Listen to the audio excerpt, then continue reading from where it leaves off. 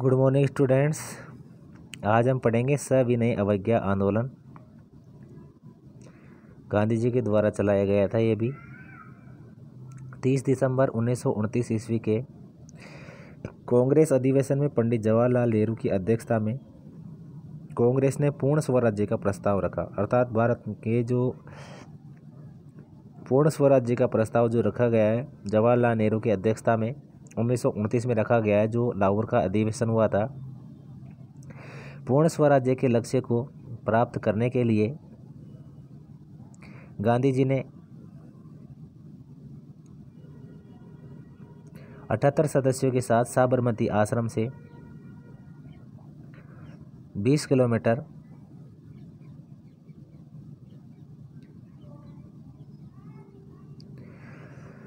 गुजरात में समुद्र के तट पर स्थित दांडी गांव के लिए पैदल चले।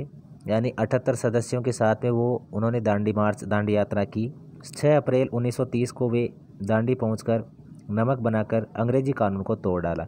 12 मार्च 1930 को वो रवाना हुए और 6 अप्रैल 1930 को उन्होंने नमक बनाकर जो अंग्रेजी कानून था उसको तोड़ दिया।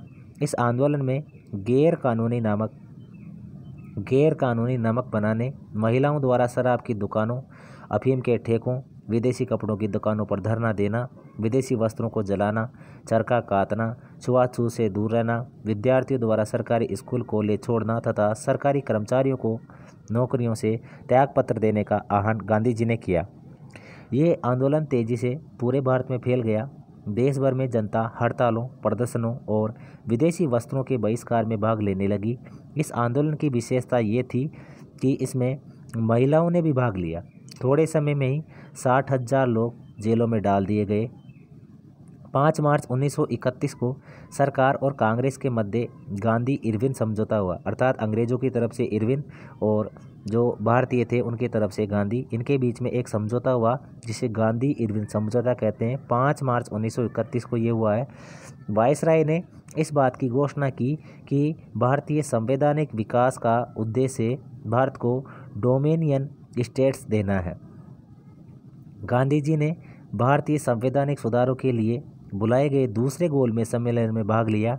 वे वहाँ से निराश लौटे और पुनः 1932 में सविनय अवज्ञा आंदोलन प्रारंभ कर दिया। 1933 में गांधी जी ने अपने आंदोलन की असफलता को स्वीकार कर लिया और कांग्रेस की सदस्यता से त्यागपत्र दे दिया। अर्थात ये जो उनका आंदोलन था ये असफल होता देखकर उन्होंने जो कांग्रेस की जो सदस्यता थी उससे त्यागपत्र दे दिया। इसके बाद में फिर गांधी जी ने व्यक्तिगत सत्याग्रह चलाया। द्वितीय विश्व युद्ध प्रारंभ हो गया। भारत को युद्ध में सम्मिलित करने के खिलाफ देश के विभिन्न भागों में हड़ताल व प्रदर्शन हो रहे थे। अर्थात जो भारत है उसको द्वितीय विश्व युद्ध में झोंका गया, तो सभी प्रदर्शन कर रहे थे कि हम जो द्वितीय विश्व युद्ध है उसमें शामिल नहीं होंगे। तब गांधी जी ने सत्याग्रह के बजाय व्यक्तिगत सत्याग्रह का प्रस्ताव रखा, जिसे कांग्रेस ने स्वीकार कर लिया। 17 अक्टूबर 1940 को कांग्रेस ने व्यक्तिगत सत्याग्रह आंदोलन शुरू किया।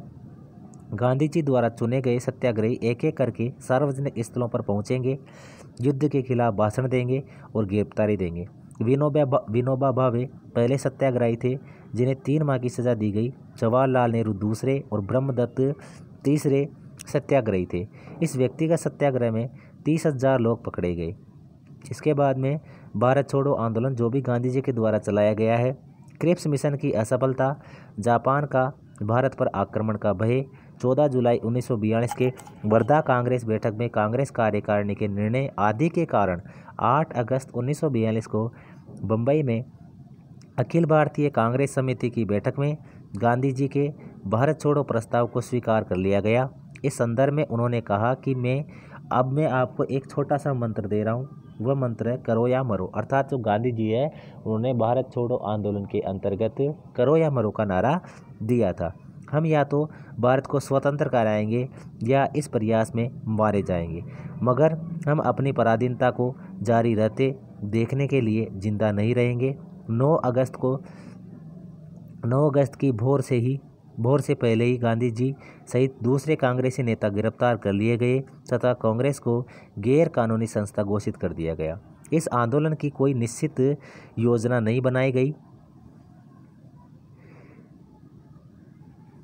इस आंदोलन में शांतिपूर्ण हड़ताल करना, सार्वजनिक सभाएं करना, लगान देने से मना करना तथा सरकार का असहयोग करने की बात कही गई थी। इस आंदोलन को गांधी जी ने अंतिम संघर्ष बताया। अतः जनता ने जिस ढंग से ठीक समझा अपनी प्रतिक्रिया व्यक्त की। पूरे देश में एक स्वतः स्फूर्त आंदोलन उठ खड़ा हुआ। कारखाने, स्कूल और कॉलेजों में हड़तालें और कामबंदी हुई। पुलिस थाना, डाकखानों, रेलवे स्टेशनों पर हमले किए गए। कांग्रेस सोशलिस्ट पार्टी के अधिकांश नेता गिरफ्तारी से बच गए थे। इसके नेताओं ने भूमिगत रहकर आंदोलन चलाया, जिनमें जयप्रकाश नारायण, राम मनोहर लोहिया, अच्युत पटवर्धन, रामानंद मिश्रा, एस.एम. जोशी प्रमुख थे। इस आंदोलन में जयप्रकाश नारायण की महत्वपूर्ण भूमिका रही। अरुणा आसफ अली ने बम्बई में इस आंदोलन का सफल नेतृत्व किया। इस आंदोलन के दौरान अनेक शहरों, कस्बों और गांवों में आंदोलनकारियों ने समानांतर सरकार भी बना ली थी। इस आंदोलन का भी दमन कर दिया गया। इस आंदोलन में गोलीबारी में 10,000 से अधिक लोग मारे गए। विद्रोही गांवों को जुर्माने के रूप में बहुत से रुपए देने पड़े। सरकार ने इस आंदोलन की हिंसा का उत्तरदायित्व गांधी जी पर थोप दिया, अर्थात जो इस आंदोलन की जो पूरी जिम्मेदारी थी वो गांधी जी को दे दी गई, गांधी जी पर थोप दी गई। इस आंदोलन ने भारत की आज़ादी का मार्ग प्रशस्त कर दिया। भारतीयों में वीरता, उत्साह, शौर्य और देश के लिए सर्वस्व त्याग की भावना जागृत की। देश में नेतृत्व की एक नई पीढ़ी आगे आई, जिससे लोगों में संघर्ष करने की हिम्मत और शक्ति बढ़ गई।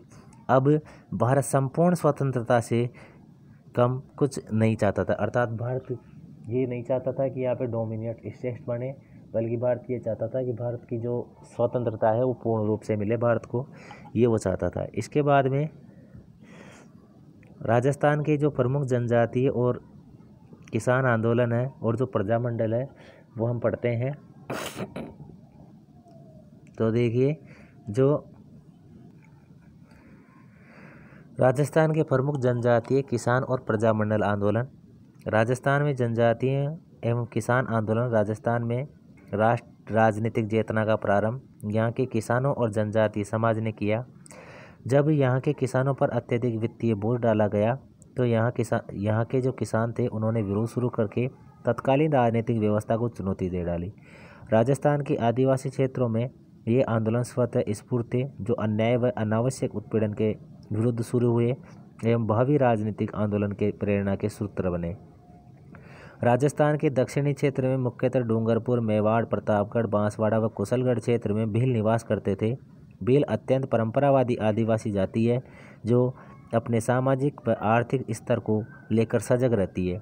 जब इनके परंपरागत अधिकारों का हनन होने लगा, अर्थात इनकी जो मान्यताएं थी, इनके जो रीति रिवाज थे, इनकी जो परंपराएं थी, जब इनका हनन होने लगा तो इन्होंने शासकों और अंग्रेज़ों के खिलाफ विद्रोह कर दिया। सबसे पहले हम पढ़ेंगे भगत आंदोलन।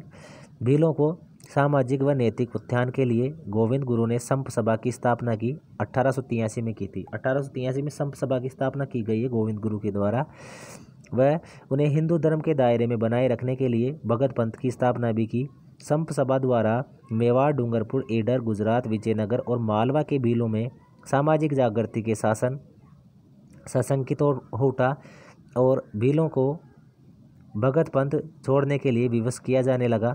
जब भीलों को बेगार कृषि कार्य के लिए बाध्य किया गया और जंगलों में उनके मूलभूत अधिकारों से वंचित किया गया तो उन्होंने आंदोलन प्रारंभ कर दिया। अंग्रेजों ने गोविंद गुरु द्वारा चलाए जा रहे इस सामाजिक सुधार व संगठन के पीछे भील राज्य की स्थापना की संभावना व्यक्त की।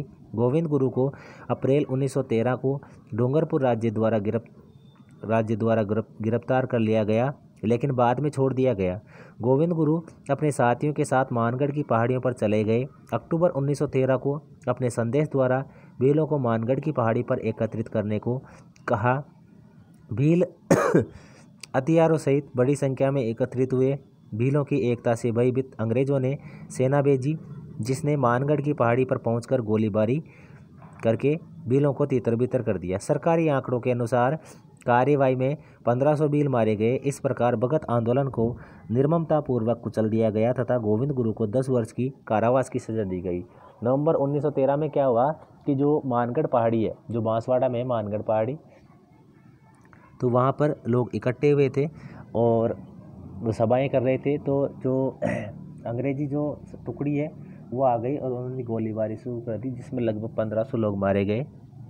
इसके बाद में एक ही आंदोलन जो मोतीलाल तेजावत के द्वारा शुरू किया गया था, भगत आंदोलन को कुचलने के बाद भी भीलों के विरुद्ध सरकारी नीति जारी रही। 1917 में भीलों व गरासियों से ने मिलकर महाराणा को पत्र लिखकर दमनकारी नीति व बेगार के प्रति अपना विरोध जताया, लेकिन परिणाम नहीं निकला। तो भीलों ने मोतीलाल तेजावत के नेतृत्व में आंदोलन प्रारंभ कर दिया। ये आंदोलन एक ही आंदोलन के नाम से विख्यात हुआ। इसके बाद में कुछ किसान आंदोलन है राजस्थान के, जिनमें सबसे पहले हम पढ़ेंगे किसान आंदोलनों की जो कारण थे वो क्या रहे थे।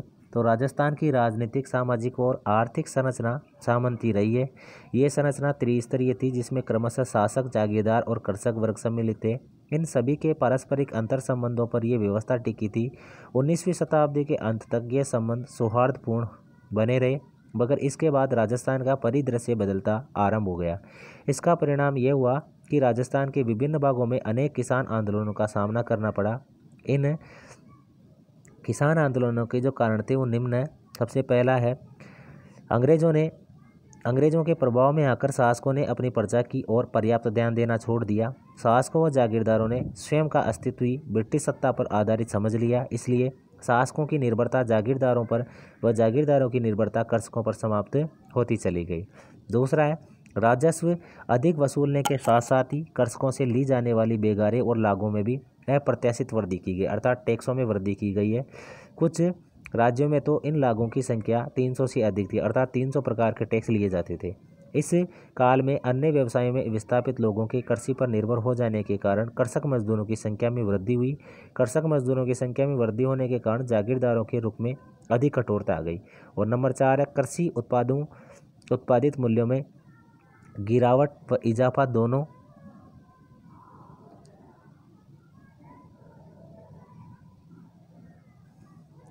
स्थितियां कृषकों के लिए लाभकारी नहीं थी। जहां एक और कीमत में गिरावट के कारण कृषकों की बचत का मूल्य कम हो जाता था, वही कीमतें बढ़ने के कारण भी उसे लाभ का भाग नहीं मिल पाता था, क्योंकि जागीरदार लगान जिन्स के रूप में लेता था। इसके बाद में है, अंग्रेजी प्रशासनिक व्यवस्थाओं को अपनाने के फलस्वरूप सामंतों का कृषकों के प्रति उदार व पैतृक नज़रिया बदलने लगा। इसके बाद में है बिजोलिया किसान आंदोलन है, हम कल की क्लास में पढ़ेंगे।